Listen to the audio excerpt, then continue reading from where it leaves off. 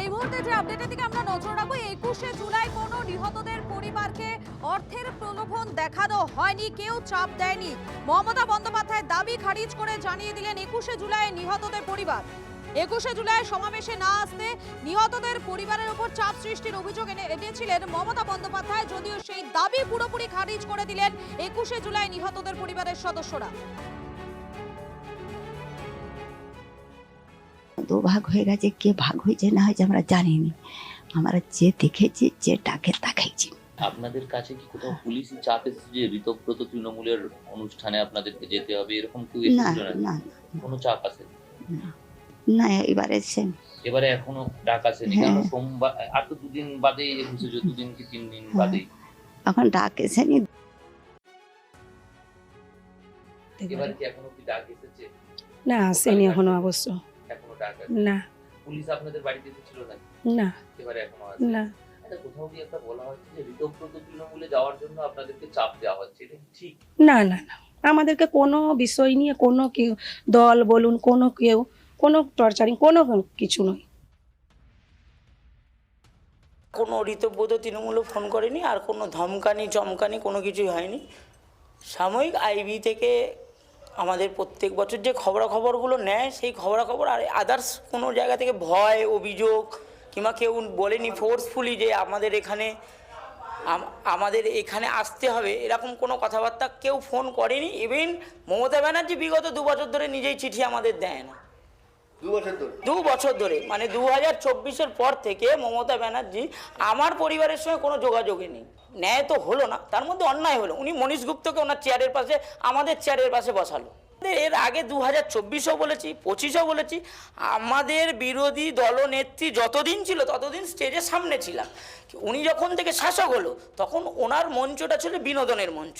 সেই মঞ্চে নায়ক নায়িকারা সামনে, আমরা আস্তে আস্তে স্টেজের পেছনে। আমি জানতাম 2026 সালে আমরা স্টেজের নিচে থাকবো। তার আগেই আমি মনে করেছি যে মমতা ব্যানার্জির ছায়া থেকে বেরিয়ে যাওয়া দরকার আমাদের। ওনার কাছে অন্ধ, উনি পরিবারতন্ত্র রাজনীতিতে ছিল, উনি শহীদতন্ত্র রাজনীতিতে ছিল না। মমতা ব্যানার্জি আবার কে?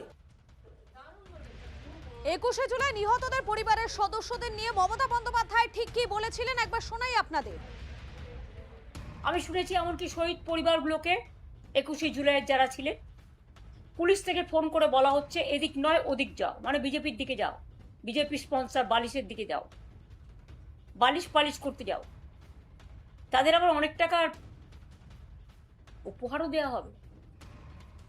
আমি বলি, আমরা তো খুব ক্ষুদ্র দল, আমরা 40 বছর ধরে এই পরিবারগুলোকে চাকরি থেকে শুরু করে যতটুকু আমাদের সাহায্য করা, প্রতি বছর আমরা শহীদ পরিবারকে ডাকিও সম্মান জানাই।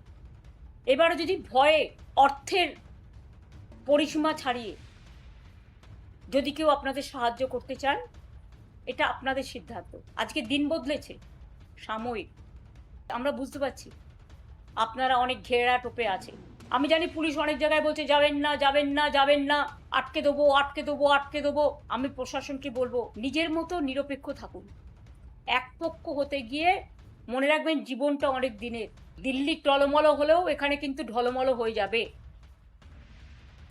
আমরা দাঁড়িয়ে রয়েছি কেশপুরের গরগজপতায় এক শহীদ পরিবারে।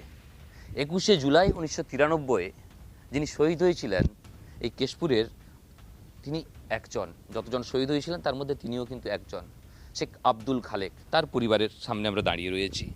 তার বাড়িতে রয়েছেন স্ত্রী, বৌমা, নাতি নাতনি। ছেলে চাকরি সূত্রে বাড়ির বাইরে থাকেন।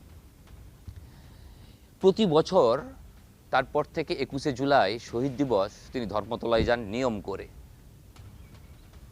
কিন্তু এবছর ছবিটা একটু অন্যরকম। যদিও এখনও আজ পর্যন্ত তার কাছে তৃণমূলের তরফে কোনো ডাক আসেনি, তবে তিনি আজও মনে প্রাণে বিশ্বাস করেন দিদি ডাকলে তিনি যাবেন। দিদি যদি ডাকেন মৃত্যুবরণের জন্য, তাহলেও তিনি যাবেন। এ বার্তা তার পরিবারের লোকজনদের।